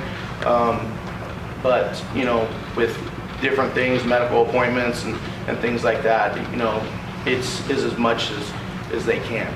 We appreciate any help that we can get. Just out of curiosity. I actually have an application for you. I already filled it out for him. Thanks. Yes, sir. Where do you get paperwork to volunteer? Oh, we can just get it at the police lobby, front police lobby here. We have the application for it. Oh, so they just walk in front, have that window? Yes, we can get that application, and what that does, to become a volunteer, anybody, obviously what we're going to do is it requires a live scan. You fill out the application, it requires a live scan and a very brief background check. We just want to make sure, that we have decent folks coming and volunteering for us, that they don't have any hidden skeletons in their closet. Yes. Out at the door that you blocked off because of the ADA issues, you have a telephone there. Yes. Okay, would you expand on that phone that's out there? Absolutely. That phone is a direct line to our dispatch center. All you need to do is pick it up, and it direct dials the dispatcher at the desk. And the reason we did that is we didn't want to shut down the entire police department to have access for people who want to come to the police department. Maybe they need to feel safe, or maybe they need to come in out of the weather. They can contact us, and we can send a police officer out and deal with their business that way. So that phone is there 24 hours a day and direct dials to the dispatcher. Absolutely, it's on the sign. There's a sign on the door that's after hours. After 5 o'clock or 6 o'clock, when the city hall doors shut down, then you can use that phone. Is there an alternate phone number to call that, instead of calling 911, you can call the other number? There's all kinds of prompts to go through, or please hold, do you have a different number? The business line we have is 707-994-8251, and that does go through a phone tree. One of the things that information out there is our dispatch center took in about 70,000 phone calls in a year's time, because it's not just phone calls to say I need a police officer. Maybe it's something that they need to speak with a detective, or just leave a message for the chief or myself or one of the other officers, or follow up. they were taking in all of those calls for whatever it was, and a lot of times they would direct those calls to the various officers or things, and it added up very quickly. Well, as the chief explained, we have sometimes one dispatcher on duty for a 12-hour period, and they're having those emergency calls come in and things like that. So to help reduce some of that workload on them, there is that phone tree installed. It is fairly easy to use. You call a number, and essentially, I believe you press 2 to get directly to the dispatcher. Any other questions about our volunteers? Okay. Neighborhood Watch. There's been some questions about Neighborhood Watch. It's a citizen-involved program.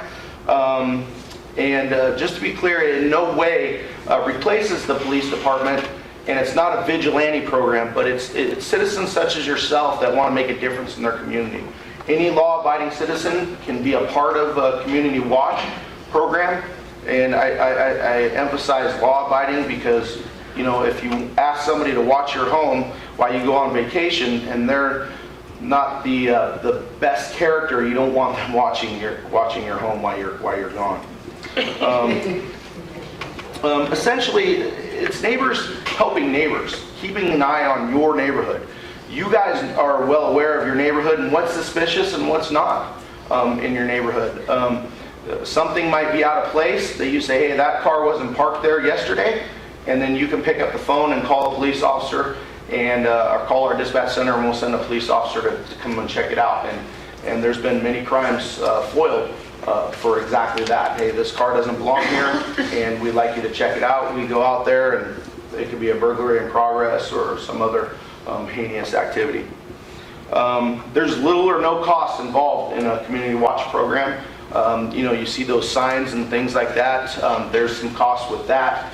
But just to have the program, there's no fees or anything that you have to pay to join. But the police department's role in that is to be able to help you, organize or start up your program if you're interested. You can contact one of our sergeants in one of those beat areas on the map that was shown that you can find on our city website, and they can assist you with that function. And some of those things that they can do is teach you about crime prevention tips, give you the information. They can share information with you. Hey, we're looking for, we know that this wanted person is frequenting this area. If you can keep an eye out for those individuals, or things like that. They can also provide you information of how to better protect your homes and your neighbors' homes and businesses as well. One of the things that we do is we have these pamphlets. We've ordered a bunch more because recently I found out that we're running short on them, so we just ordered them. But this is a pamphlet about Neighborhood Watch. Very easy to use. It tells you about how to report crimes and things like that. And if you were interested in Community Watch program, the sergeants or the officers assigned to assist you with that can help you basically become a better witness. They can teach you what to look for, because it's one thing to say, hey, it's a white guy, 6 foot tall, but it's a whole nother thing to say he's 6 foot tall with blonde hair, blue eyes, he has a mustache, goatee, wearing blue jeans and a white t-shirt. That's a heck of a lot better for us as responding officers, so that we can find that information and respond that much quicker. So we will have these pamphlets available. They just have to arrive in the shipment. There's also Crime Prevention, a Citizen's Handbook. These have been ordered as well. School Watch pamphlets, and then also business alerts that tells you about check fraud and identity thefts and things like that. Any questions about Neighborhood Watch? Do you pick those up at the same place?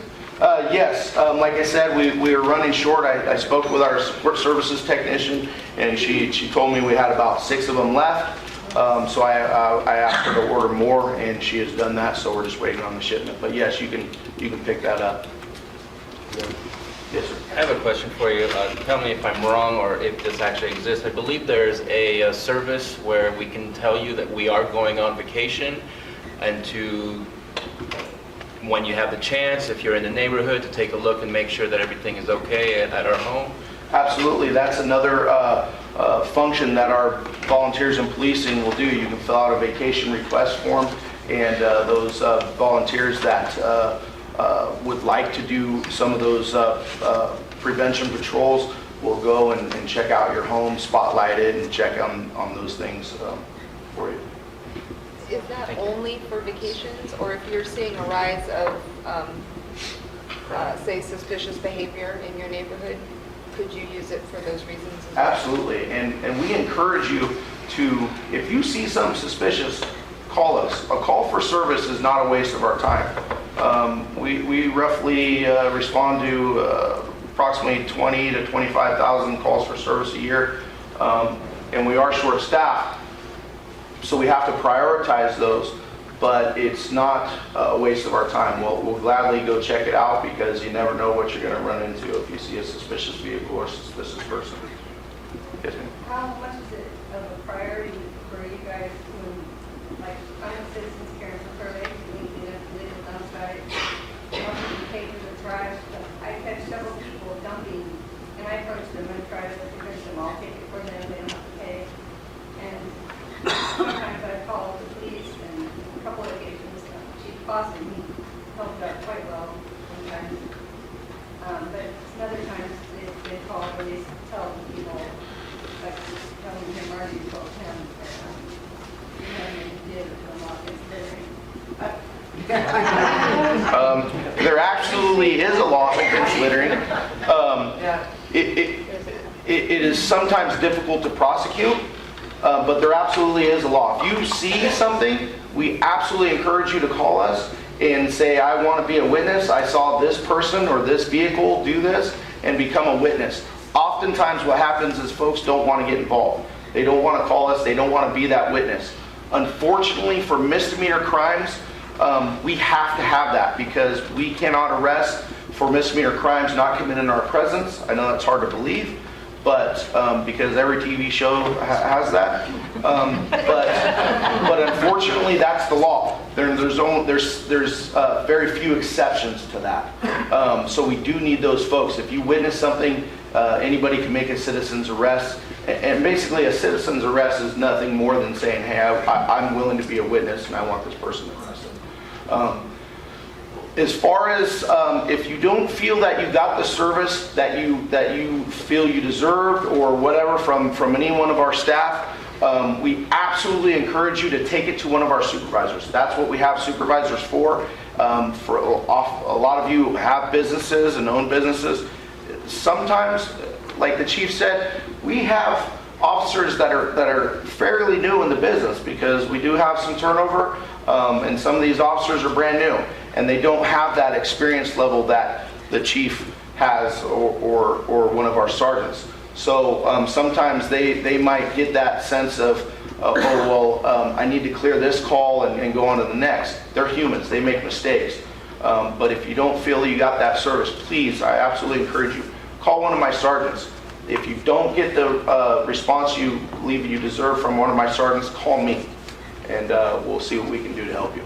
Tim, let me just cut you off right here before we start getting into the kind of general questions. You folks might have noticed that we've got this puzzle piece up here. We talked about various pieces. There's city council, neighborhood watch, police department, code enforcement, volunteers in policing. Really the whole point of this meeting today was to talk about this last puzzle piece, and that's you guys. It's pretty much what everybody has been saying throughout these whole presentations is, this is not a wealthy community. We don't have staff that can just take care of everything. We rely to a huge degree upon you guys to help us to help you. As Public Works was saying, and Chief Cepeda, if you guys can get out there and help to maintain your properties, to maintain the drainage around your properties, that's going to go a long way to helping us to have free time to go after other things without having to take care of these types of things, where we can, leverage your support to help us to help you. With police services, if you guys don't tell us what's going on, we don't know what's going on. So many times we're hearing, after the fact that, oh yeah, there were gunshots in our neighborhood, there was, this happened in our neighborhood. Well, did you report it? No, we didn't. Well, if you don't report it, we can't track it. And it's being able to see, oh, there's a pattern going on over here. Let's focus more resources in that area. So again, it's incumbent upon you guys to, help us to help you. Same with code enforcement. There's a process where you guys can make fill out complaint forms anonymously if you want to give your name, however it is. Again, we've only got a few folks, although we have 3 more folks than we used to have. So if we're making the effort. The new code enforcement people just came on in July. So considering that from the end of July, they were actually hired on July 21st, took them a couple weeks to get trained. And in that period, over 4,000 marijuana plants were abated. So I think that was a pretty significant number. We're asking you guys to help us. We are trying to improve our resources.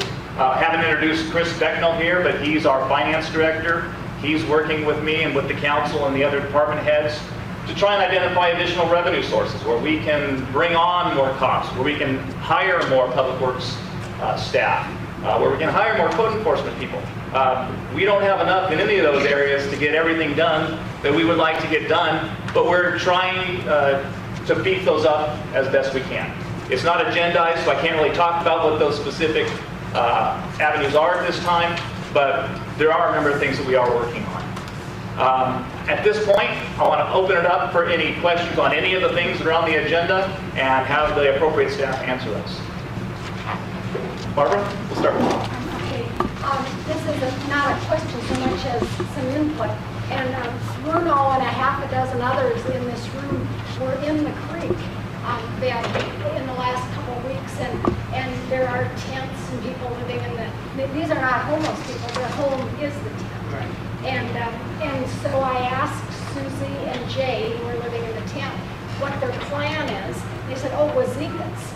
And then I talked to other people who live in tents near my house, and they said, why can't we have a camping ground for people who live in tents? And I know that when we were cleaning up 5-gallon buckets used for poop and urine, and we were cleaning up toilet paper that was used. And I'm thinking what we need is a campground for folks. We need dumpsters so that people don't dump all their garbage there, and we need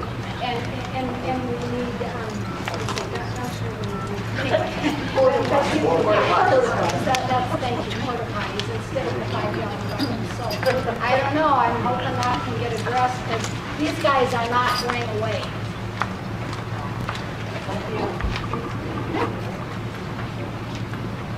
You want to moderate, Mayor? No? Okay. All right, let's start from who hasn't had a question asked yet. Adam here?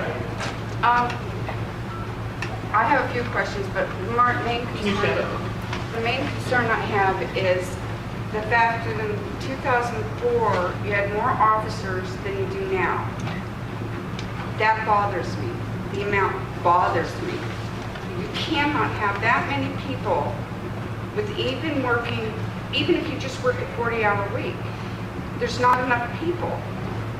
How do you get more officers? And excuse my ignorance, but how do you fix it to get more officers? You have to have more than you even had in 2004. The population's picked up down here. You've got more crime. I mean, this is ridiculous. And code enforcement needs people too. But you know that the cops are going out with code enforcement a lot of times because of these things that they have to clean up. And they can't go out alone. What are we supposed to do? I mean, you can't keep, it's unhealthy and it's dangerous. The biggest problem with our staffing levels was the decline in the economy.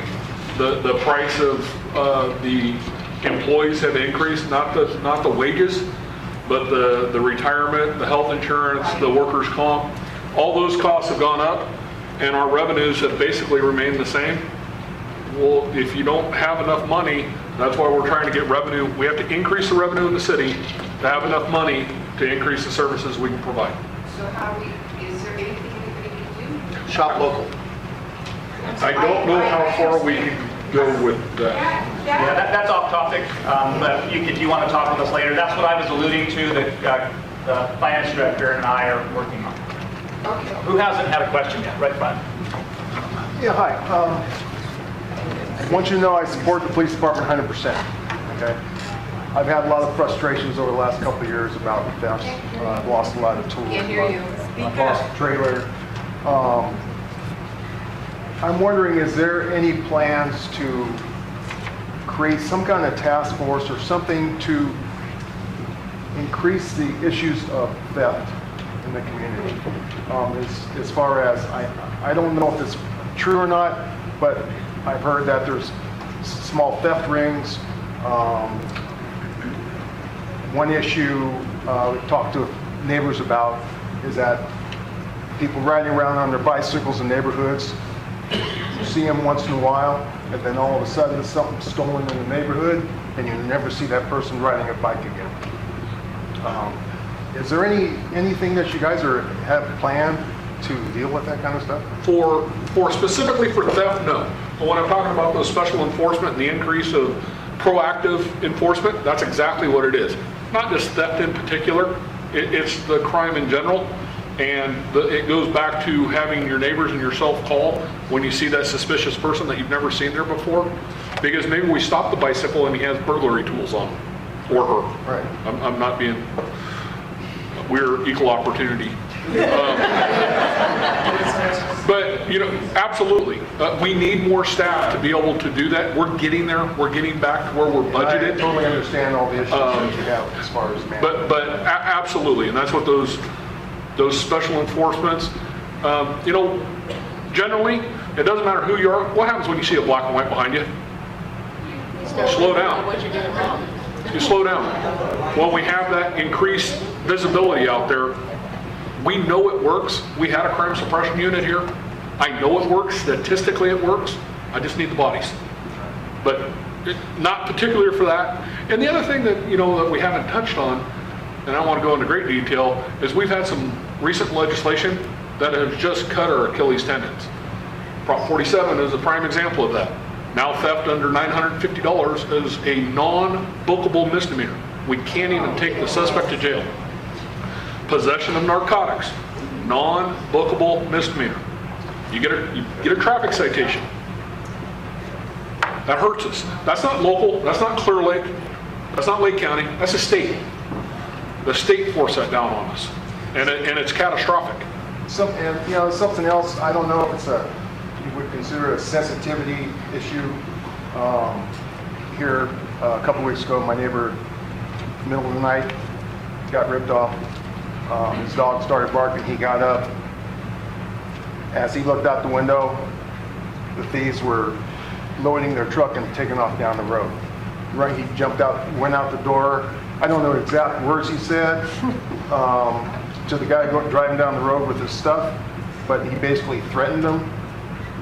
And so I talked to him the next day about it, and one of the things he said was that the investigating officer that was there that morning told him that, well, if you threaten somebody like that, it's considered a terrorist threat, and you can go to jail for that. That might be the case, but you don't tell someone that just lost $2,000 worth of stuff that he might get arrested for threatening the guy that just stole his stuff. Absolutely, and that's those cases where we want you or your neighbor to contact the supervisor so we can deal with those specific issues.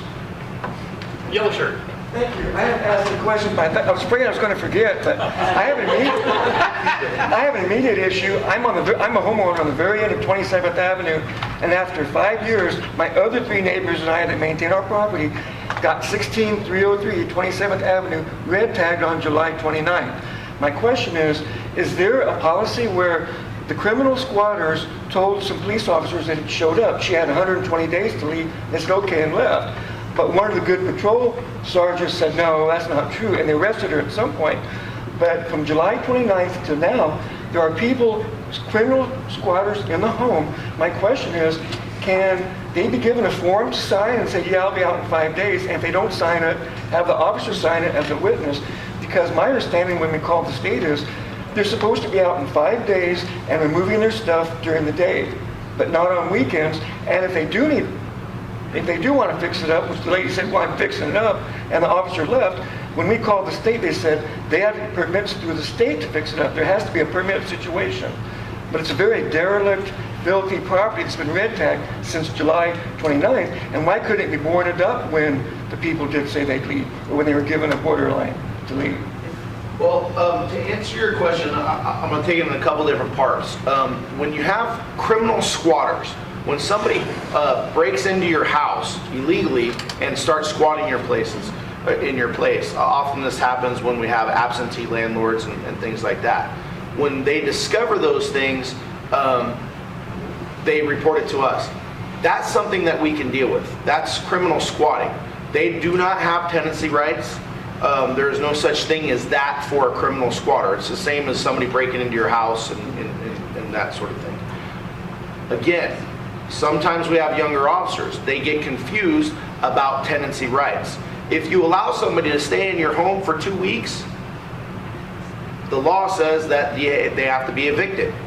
So sometimes they get confused on what the law is. Sometimes these laws, these books that we have to know, or that the public expects us to know, are sometimes this big, and they have like 10 of them. My point was, buildings red tag, unsafe, dangerous, unlawful occupancy will be arrested. And I talked to Lakeport, and they said the same thing. Once a building's red tagged, unsafe, and there were children there. There's a uniform housing code that they can be at, as far as, like, if your house gets red tagged and you need to make some repairs, you can be there during certain hours during the day. If you're there after that, then you are on the property illegally. There's a uniform housing code section that you can be arrested for. This is collapsing the home, the roof, the bottom, everything's falling in. Between the sewage, no PG&E and no water. Maybe we could meet afterward and get the address and check it out? Absolutely. Give me the address and we can look at it. 27th Avenue. The officers have been up there probably 30 times. If you could see the lieutenant afterwards. We're taking up a lot of time on one item. We'd like to answer a lot of questions. You haven't had a question yet. Yeah, in response to this lady's ask about the extra bodies that you need, you made a statement that you spend an awful lot of money in overtime. Why are you spending so much money in overtime instead of hiring additional people? Because of the allotted amount, unfortunately, at the end of the day, there's only so much allotted money. Right. With the shortfall that we've had recently, that's where that overtime money is coming from. And But you know that's happening, so if you know that's happening, why aren't you correcting the fact that it's happening? And Chief, you've had how many people apply for that job in dispatch? Probably fairly close to 1,000. And for various reasons, they're not hireable. It's not for our lack of trying. If you're talking about dispatch specifically, it's not for our I'm lack talking of. about anything y'all are doing. If it's an officer, a clerk, secretary, I don't care. If you're spending money in overtime, and you know you're spending it, so if you look at your budget, you're spending it every month, every year, why are you not looking at that and hiring additional people where you need it instead of putting that overtime money? The overtime mainly is for dispatch, and we can't get qualified applicants to be hired, is the bottom line. Okay, well, code enforcement was one that had nobody, and now all of a sudden they got 3. Well, that was a funding issue. Special grant. There was a special grant. Who hasn't had a question yet, right up front? Are you able to expand any on the shopping cart ordinance that's coming down the pike, or is anybody? Vaguely, we're working on a shopping ordinance that would require that any retailer that has a shopping cart keep track of them and pick them up, and otherwise there's going to be a fine. Well, I don't want to go into details, but it's not on the agenda, so I really can't. Who hasn't had a question yet? Who wants one in the back? This is code enforcement and nuisance. Our neighborhood has filed several complaints. We had one neighbor that actually came down here to City Hall, and some of us, and he was definitely told that we're that far away from harassment. Now, these people are breaking the law. To me, it's not harassment. We're doing what we're supposed to do. If they're not going to respond to us, why do we bother? Yes. You know, I mean, it's disgusting. I can't answer on a specific case, Lee's not here to help. With Yeah, that. well, Did we pay extra tax money for extra police department vehicles? About a couple years ago. Actually, we give it like 1995. The reason you have a police department in the city of Clearlake is because of Measure P. Last question, who's someone who hasn't had a question yet in the back? Is it still zero tolerance for marijuana? no. So if you see it over the fence, your new fence and all that, that it's okay? Well, no, it past harvest time anyway. It's over. It's all gone, I know. Those who are in zero tolerance did not continue. And the current ordinance is available in City Hall for review, and of course, ask any questions that you have at that time. It's 8 o'clock, that's what we advertised for this program. We're going to be available to answer questions individually, but I think we need to adjourn.